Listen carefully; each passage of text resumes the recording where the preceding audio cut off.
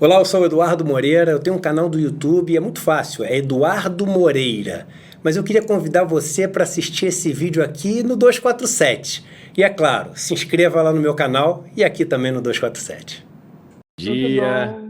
Bom dia, tudo bem? Tudo certo por aqui. Hoje entrando em mais um encontro aí com todas as pessoas que têm nos seguido diariamente aí no canal do YouTube, agradecendo a presença de todas elas, todos os vídeos com mais de 50 mil visualizações no primeiro dia, assim. Isso é maravilhoso porque quando a gente tem 50 mil pessoas que passam um tempo relativamente grande, prestando atenção nas informações, respeitando o espaço, dialogando e interessada em receber uma informação, eu brinco que não é aquela fast food, né? Ou seja, aquela informação que vem com algum tipo de fundamento, de estudo, de preparo antes, elas se tornam embaixadoras desse conhecimento. Então, elas têm a capacidade de espalhar essa informação para muito mais gente. Então, eu tenho certeza que centenas de milhares de pessoas estão sendo impactadas pela informação que a gente tem trazido com todo cuidado aqui todos os dias. As pessoas devem estar notando que hoje eu estou num visual um pouco diferente aqui, eu me quarentenei, né? Então, tem aquela brincadeira de sextou, hoje é quarentenou para mim, né? Quarentenou, vim aqui para minha chácara, então estou aqui trabalhando o dia inteiro, estudando o dia inteiro, lendo um monte de coisa, mas eu não poderia, né? E eu, pô, coitado da Luciana, já estou aqui pedindo mais do que eu mereço para ela. Ela está ajudando tanto. Aliás, o teu vídeo foi um sucesso, assim, as pessoas agradecendo. Eu perdi a conta do número de pessoas que me mandaram mensagens agradecendo a aula que você deu outro dia. Uma aula espetacular, muito didática. As pessoas falam muito leve o jeito dela falar de uma coisa que às vezes parece tão complicada. Então, agradecer isso, né? E eu queria começar, além de dando esse olá, essas boas-vindas novamente ao nosso espaço aqui, falando o seguinte: ontem foi um frenesi, né, no Brasil e eu acho que no mundo inteiro, muito por culpa do Trump, né, que foi para a televisão e falou o seguinte: olha, não falou assim, né, mas a mensagem que as pessoas pegou foi assim: ó, resolvido o problema. Ufa, descobrimos cloroquina. Agora fizemos um teste, 100% das pessoas que tomaram se curaram, então acabou o problema. E o negócio foi um frenesi tão grande que as pessoas saíram correndo para a farmácia, todo mundo fazendo estoque desse negócio, os mercados reagiram, começou a espalhar em todos os grupos de WhatsApp, aquele grupo da tia do WhatsApp, dos amigos do colégio, dos amigos da faculdade, e esse negócio, assim, eu comecei a dar uma pesquisada e vi que o negócio, além de não ser como estavam falando, podia ser um perigo enorme. Te mandei uma mensagem ontem à noite, você me deu uma explicação espetacular e eu te pedi esse favor para participar do programa de hoje e falar um pouquinho. Cloroquina, Luciana, acabou o coronavírus? Desculpa, mas até provoca essa reação. Bom, primeiro, bom dia a todos. Eu gostaria de iniciar, na verdade, agradecendo as manifestações das pessoas. Eu realmente não tinha noção da repercussão que poderia ter e eu fico muito feliz de ter conseguido passar a mensagem, porque o objetivo é esse, né? A gente ainda bem que os meus 16 anos de docência ajudaram, né? A gente transformar talvez um assunto muito complexo em alguma coisa palatável. Eu acho que é isso que as pessoas estão precisando agora, né? Calma, muita calma nessa hora e digerir a informação, né? Com dados mesmo, né? Porque o que a gente vê é muita irresponsabilidade, inclusive dos líderes mundiais, né? O que eu considero, assim, isso é uma opinião minha, tá? Mas eu vou colocar aqui uma irresponsabilidade do Trump ter feito o que ele fez ontem, quase como ele estava querendo desfazer toda a sucessão de de uma política mal feita no início da epidemia nos Estados Unidos. Ele estava querendo realmente tirar a atenção do problema que é sério, tá? E distrair as pessoas nesse momento, e pode ter um impacto muito ruim, tá? Porque, na verdade, aquilo que eu te falei, Eduardo, ontem, quando você me pediu a explicação, é que não acabou o problema. A cloroquina não é a solução, tá? Ela pode até ser um medicamento que futuramente vai ser usado contra o coronavírus, mas não é o que a gente sabe no momento, né? Então, o que acontece, eu acho que eu vou mais ou menos falar aquilo que eu falei ontem para você no áudio, né? Isso, foi maravilhoso aqui. A cloroquina é um medicamento, e é um medicamento que tem a sua eficácia comprovada contra 3 doenças. E é isso, tá? É malária, então ele é um antimalárico e ele foi descoberto assim, ela é utilizada então no controle da infecção pela malária, é utilizado no lúpus eritematoso e na artrite reumatoide. Tá? Então, uma doença infecciosa, malária, e 2 doenças crônico-degenerativas, né, autoimunes. E para essas doenças é o que a gente chama de um medicamento de prateleira de farmácia. Vários testes muito bem controlados foram feitos para a liberação desse medicamento para esses fins. Tá? O que está acontecendo no caso do coronavírus? Tá? A gente sabe de muito tempo no laboratório que a cloroquina é uma droga, né? A gente vai falar droga no sentido genérico, é uma substância que bloqueia a replicação, a capacidade do vírus entrar e replicar nas células.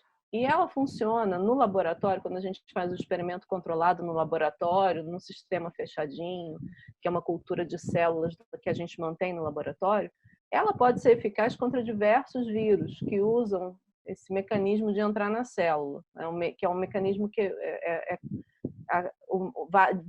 diferentes vírus usam o mesmo tipo de mecanismo para conseguir entrar na célula.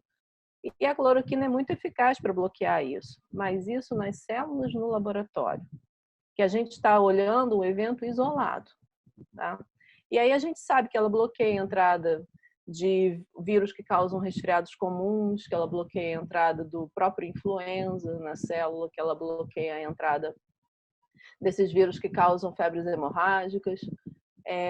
Só que todos esses resultados muito promissores no laboratório, quando foram feitos testes clínicos, como uma opção terapêutica de usar a cloroquina para, então, curar infecções como gripe por influenza, resfriados ou mesmo, né, febres hemorrágicas, se mostrou ineficiente. Não funcionou nem nos modelos animais que a gente usa para testar a infecção, nem nos próprios seres humanos. Então, existe uma distância muito grande entre o que funciona no laboratório, que é uma primeira etapa, um primeiro passo para a gente saber se aquela molécula, aquela substância é promissora ou não, até chegar no ser humano. Tá? E aí, só quando chegar lá, nos testes clínicos muito bem controlados, é que a gente vai saber se ela de fato funciona para curar uma infecção. Tá, mas o que está acontecendo? Foi um estudo de Stanford, foi um estudo da França, foi um estudo da China. Na verdade, não foi um estudo ainda, tá? Isso que as pessoas têm que ter muita cautela. A cloroquina foi utilizada em conjunto com outros medicamentos nos pacientes graves, internados, tá? Numa tentativa de tirar o paciente do quadro grave, de recuperar aquele paciente. A gente ainda não sabe a eficácia comprovada. Tá? Nesse estudo de Stanford, eles falam que 75% dos indivíduos se recuperaram pós o tratamento com essa combinação, que era cloroquina com outros medicamentos. Tá? Só que ainda não foram divulgados os dados desse pequeno teste que foi feito, esse pequeno teste clínico que foi feito diretamente no paciente grave. Então, o uso que foi feito da cloroquina é o que a gente chama de um uso compassivo. É uma tentativa de melhorar um paciente grave num cenário no qual você não tem opção terapêutica. Tá? E aí tiveram resultados promissores nos Estados Unidos, na França, na China, mas a gente ainda não sabe os números de fato, se foi realmente eficaz, se foi só cloroquina ou basta eu usar a cloroquina, eu tenho que combinar a cloroquina com outras medicações, outros medicamentos para ser eficiente naquela situação, tá?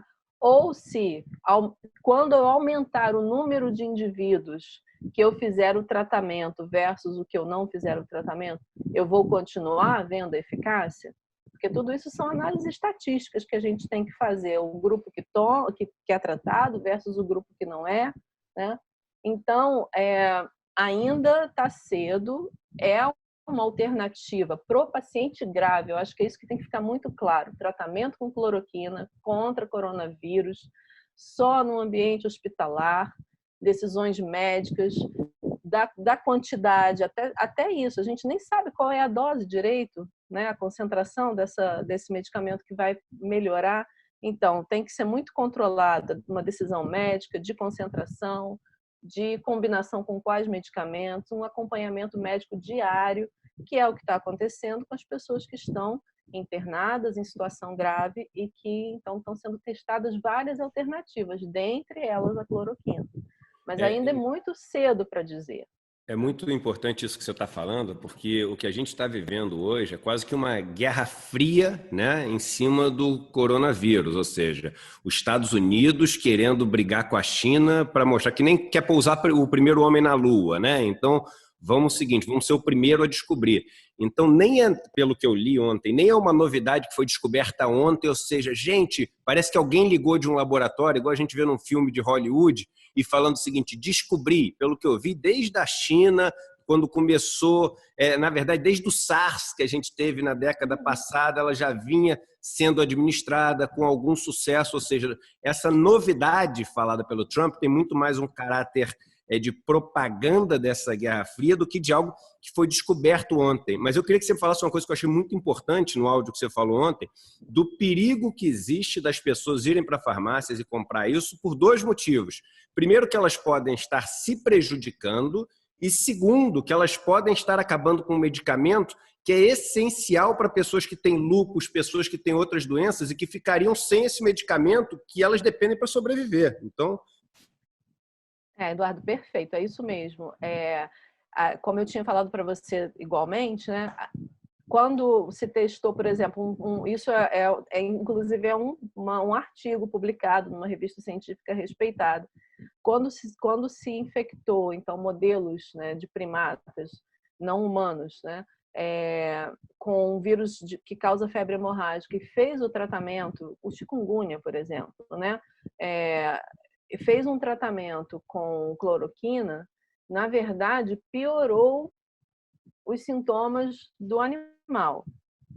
Então, em algumas situações, a cloroquina ela pode ser prejudicial na combinação, né? O indivíduo infectado com determinado tipo de micro-organismo ou vírus, mais cloroquina, isso pode ser prejudicial para a pessoa, porque a cloroquina, inclusive, ela altera uma série de processos metabólicos da célula, tá? Inclusive processos que são necessários para a própria célula responder à presença de um vírus, por exemplo.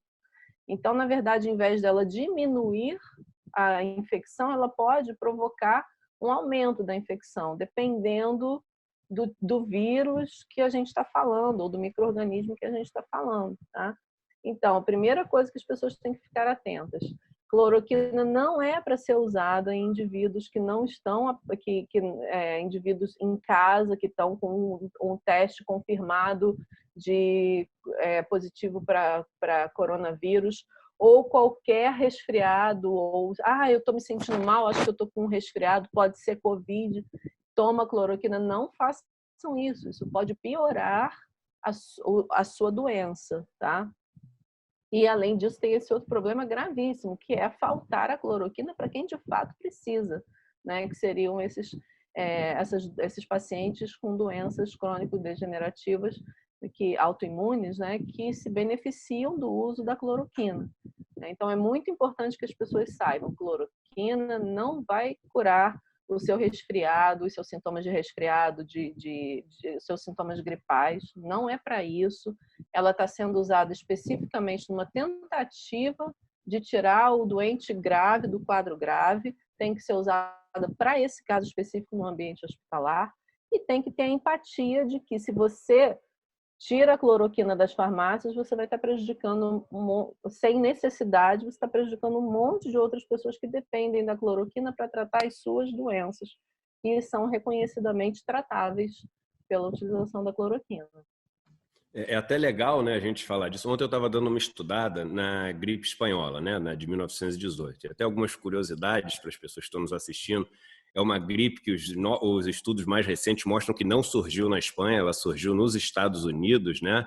Ela acaba ficando famosa como gripe espanhola porque, como a gente estava no meio da Primeira Guerra Mundial e a Espanha era um país neutro na guerra, nenhum país queria demonstrar fragilidade em relação aos outros países, então não reportava os seus casos, não reportava os seus números, e um dos grandes agravantes que você tinha na gripe espanhola era o fato de não terem descoberto ainda os antibióticos, né? Que você trata normalmente os efeitos, então os efeitos no pulmão, os efeitos que você tem no corpo, e como você não tinha descoberto isso, era muito difícil tratar os sintomas. Agora, uma curiosidade, ela matava muito mais jovens do que adultos, diferente disso que a gente tem hoje, e muito por causa da gripe russa, que aconteceu uns 30 anos antes e que imunizou boa parte das pessoas que eram mais velhas quando veio a gripe espanhola. Então você tem muitas coisas diferentes, outras coisas similares, ou seja, agora é um vírus novo mesmo, a população não está imunizada em relação a esse vírus como estava lá. Você pega as pessoas mais velhas e não as pessoas mais novas como as mais atingidas. E aí duas curiosidades, naquela época você tinha um trânsito menor do vírus, porque você não tinha tanto avião, você tinha trens, carros, tudo isso como a gente tem hoje, né, fazendo com que o vírus se espalhe de uma maneira muito maior, aglomerações muito maiores hoje em dia, trocas de pessoas entre países com viagens, etc.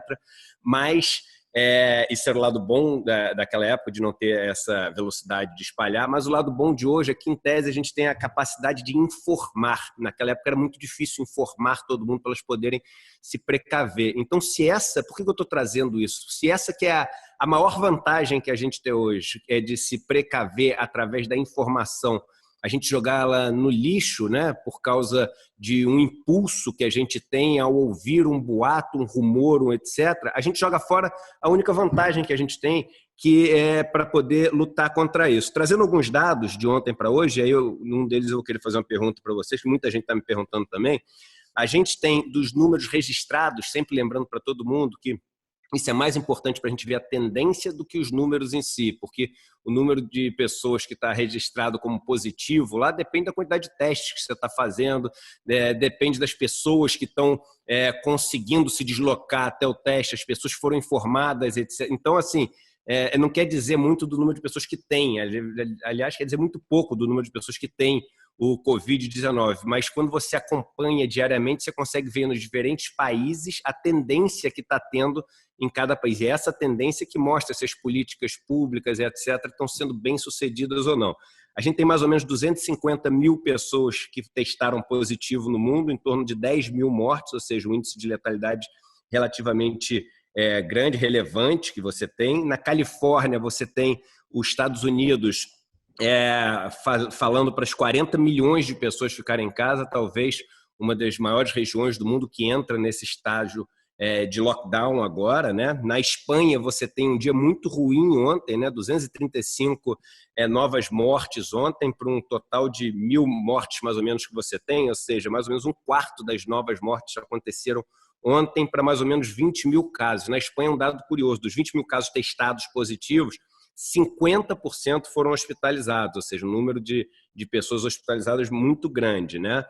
Nos Estados Unidos, 4.500 novos casos, e aí um ponto que eu vou falar no final dessa nossa conversa hoje, os Estados Unidos é o segundo país que demonstra maior crescimento, também por ser um dos países que mais está testando, mas o único país que o Brasil não impôs restrições aéreas para as pessoas virem, ou seja, como é que coloca uma coisa política para agradar o amigo político lá, e você interrompe a vinda de pessoas da Europa, do Japão, de todos os lugares, mas não interrompe dos Estados Unidos, que é o segundo país que mais está crescendo. Ou você faz como uma proteção da população, ou você está brincando ali de agradar o amigo, não desagradar o outro, etc. Tem que ter prioridade nesse negócio.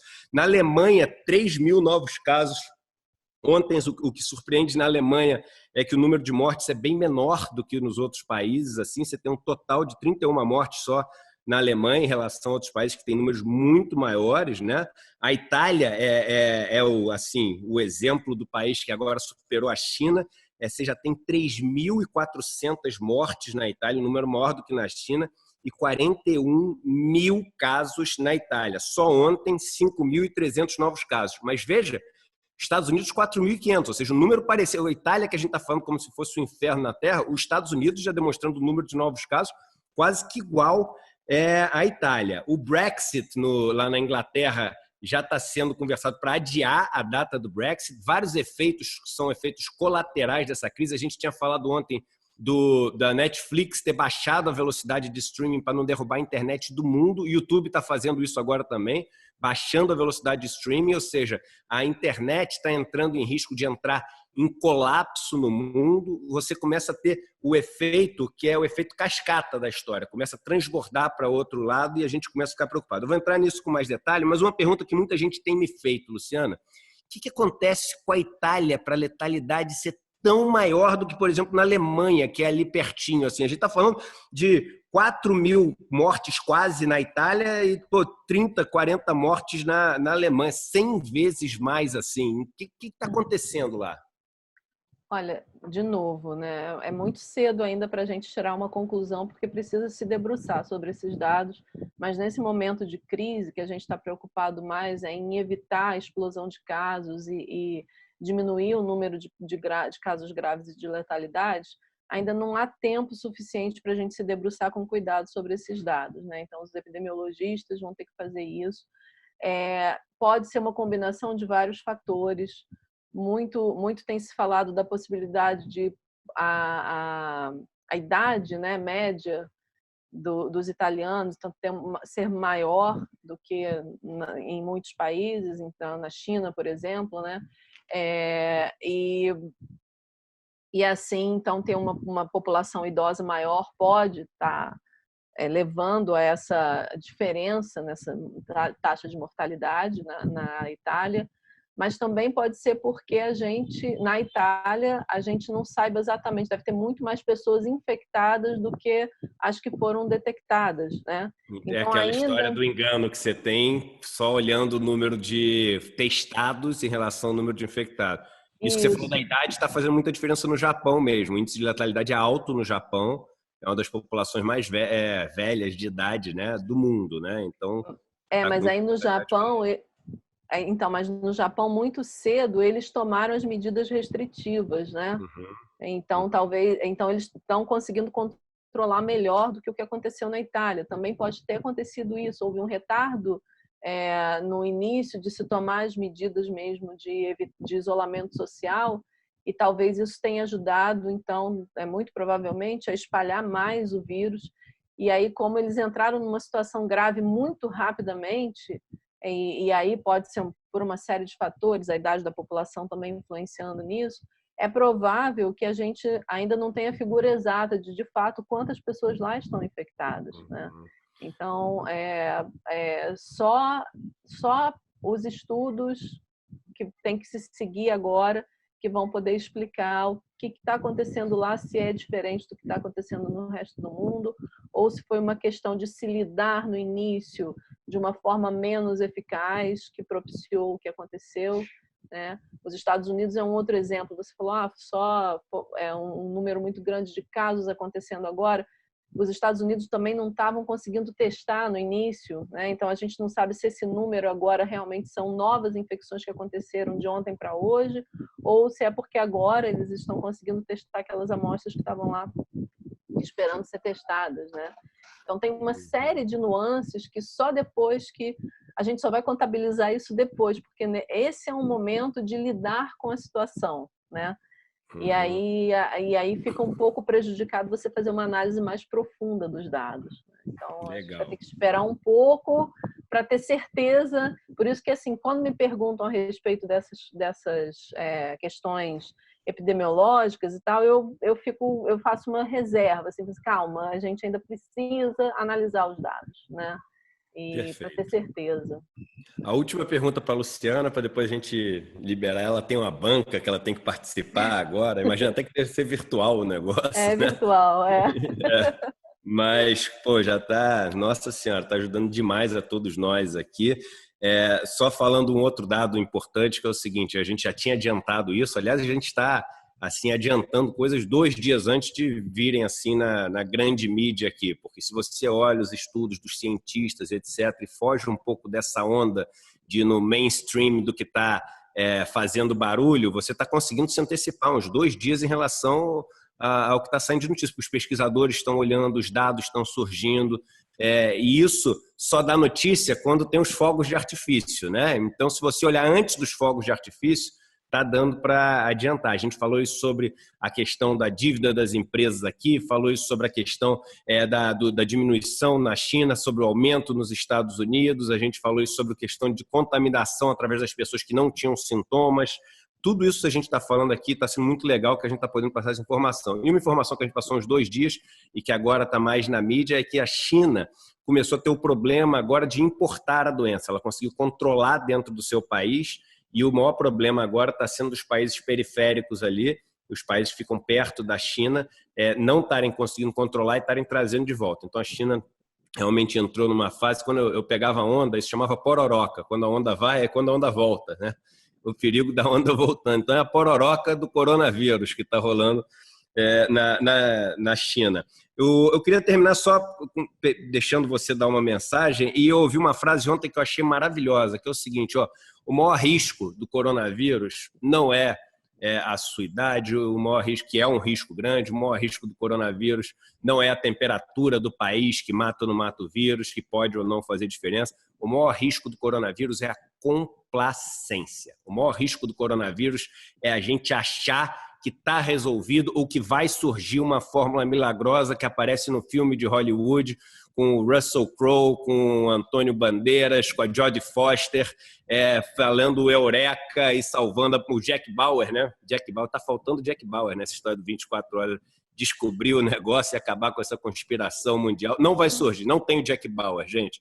Então, ser complacente e eu sempre falo do autoexame que a gente tem que fazer, é tão importante, porque a gente conseguir se enxergar como alguém que está torcendo mesmo, né? Alguém que está torcendo para as coisas melhores, está preocupado, que está ansioso, que está angustiado, e toda vez que a gente está muito torcedor de uma coisa, a gente se torna terreno fértil, solo fértil, para que essas notícias encontrem um lugar que vai divulgá-las, propagá-las. Então, por causa dessa nossa torcida, que é absolutamente legítima, normal, compreensível, a gente pode se tornar o maior risco dessa doença. A gente pode ser, em vez de ajudar, a gente pode atrapalhar muito a contenção dessa doença. Então, para não sermos complacentes, e acho que a melhor atitude que eu vi outro dia é o seguinte, olha, põe na cabeça o seguinte, estou com coronavírus, a partir de hoje vou agir como se estivesse com coronavírus. Esquece o livro de autoajuda que tem que pensar positivo.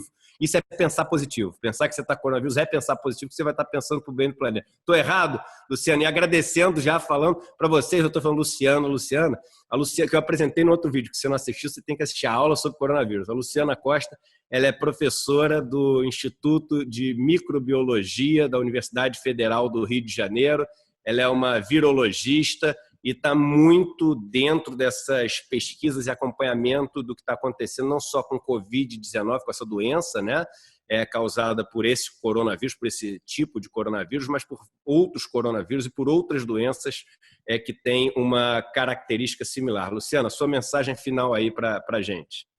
Eduardo, eu não poderia falar melhor do que você falou.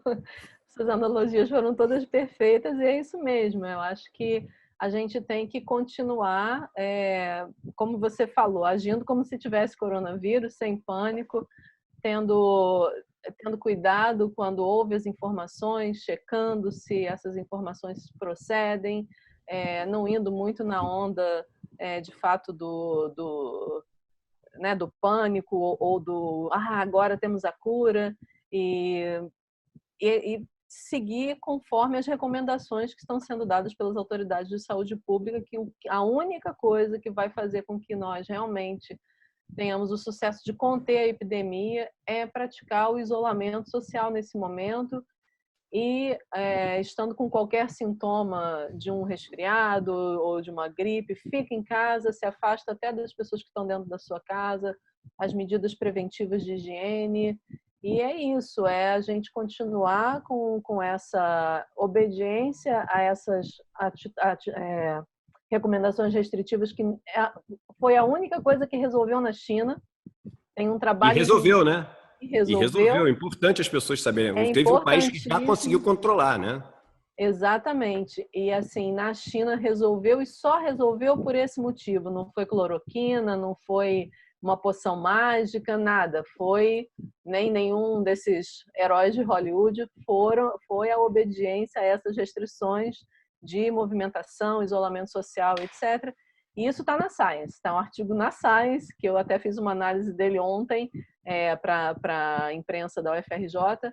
Está lá. O que resolveu foi isso. Se quiser nos passar depois, a gente divulga para todas as nossas, nossos espectadores e espectadoras aqui. Muito legal. E é isso, é se manter firme na crença de que é o que você falou. Não podemos ser complacentes e temos que agir com responsabilidade e cidadania, que só assim que a gente vai conseguir controlar. Muito obrigado. Bom dia aí para você. Boa análise da banca aí. Trata com carinho a pessoa que você vai tratar, porque quando a gente está do outro lado da banca, a gente sempre fica com medo, tá bom? Um abraço grande, muito obrigado. Nos vemos em breve aí. Tá certo, Eduardo. Aproveita aí o seu isolamento. Tá bom. Tchau, tchau. Tchau. Maravilhosa participação da Luciana Costa aqui no nosso canal, né, no nosso programa.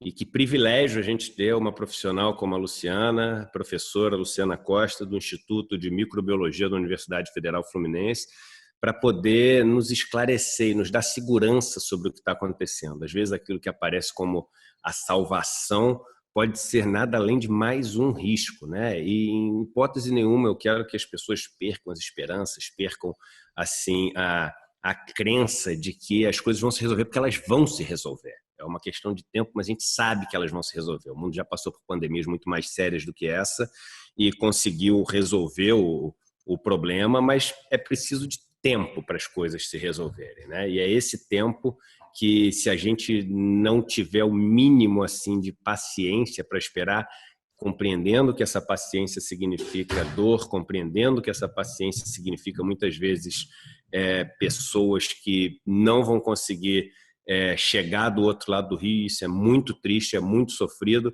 mas se a gente não agir da maneira mais prudente, mais pessoas não vão chegar do outro lado do rio. Antes da gente entrar aqui na questão local, na questão de Brasil, eu queria pedir para todos vocês darem um like aqui no vídeo. Isso é importantíssimo para agora mesmo ele aparecer no algoritmo lá do YouTube como um vídeo que está despertando o interesse das pessoas e mais pessoas poderem assistir. Hoje é muito importante vocês compartilharem esse vídeo com os amigos de vocês, com as amigas de vocês.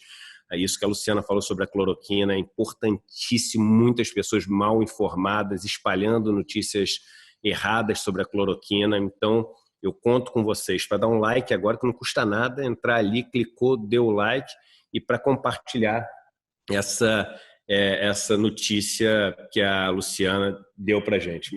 Vem cá, se vocês quiserem aparecer rapidinho aqui, minhas duas filhas estão aqui do lado, vendo que eu estou aqui em quarentena, aqui na chácara, né? E as duas estão aqui do lado fazendo silêncio, tadinha. Aqui um lugar que não é grande, é pequeno. Olha só, essa aqui é a Duda.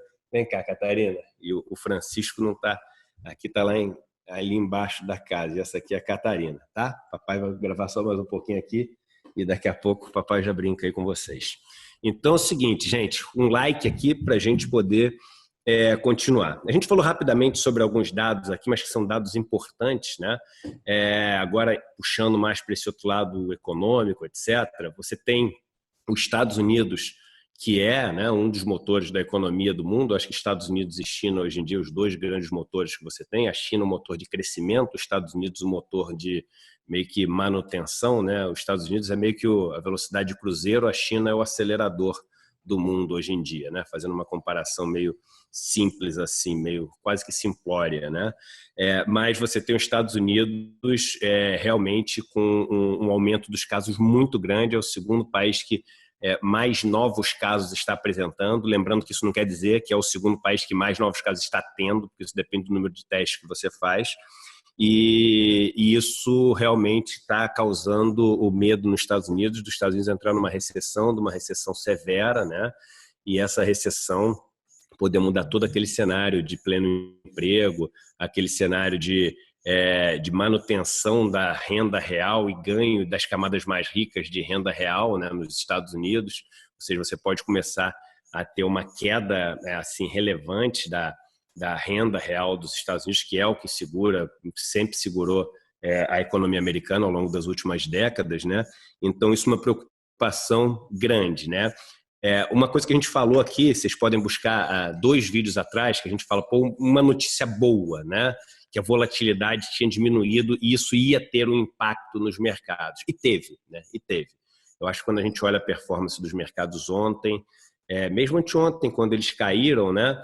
Você já vê um mercado um mercado financeiro muito mais assim controlado, um mercado financeiro muito menos assim maníaco-depressivo, ou seja, hoje tudo resolveu o problema, amanhã voltamos para o caos novamente. E isso é positivo. Isso não é um ganho que está garantido, né? Ou seja, atitudes como a do Trump, falando que descobriram a cura e etc., são péssimas.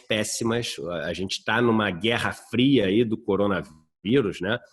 Como eu falei hoje, né? Fazendo aquela analogia, os 2 países querendo pousar o homem na Lua primeiro, né?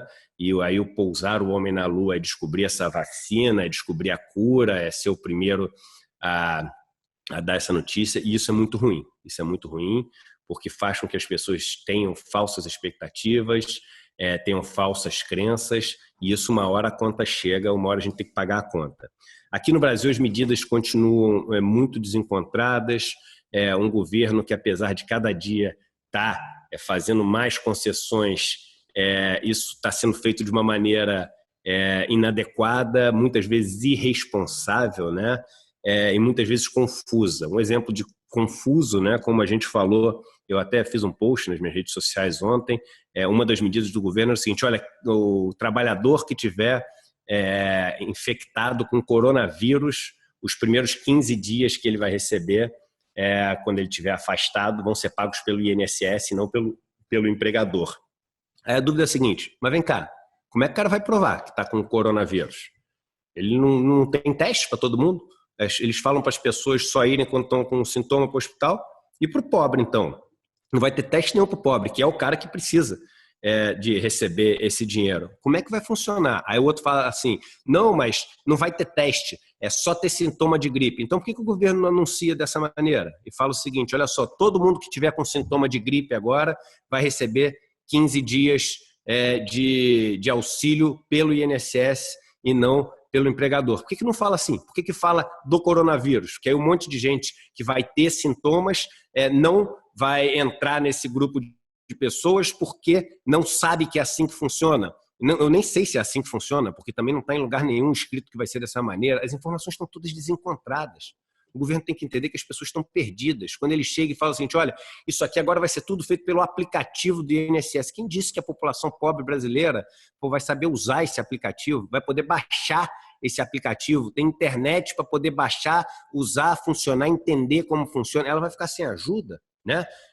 As coisas estão muito complexas e talvez você fale, não estão muito complexas, não sei o quê, porque você está vestindo o seu sapato, o sapato de uma pessoa que é classe média alta, uma pessoa que tem o celular cheio de funções e etc., o celular que tem espaço de memória, que tem uma Wi-Fi rápida e etc.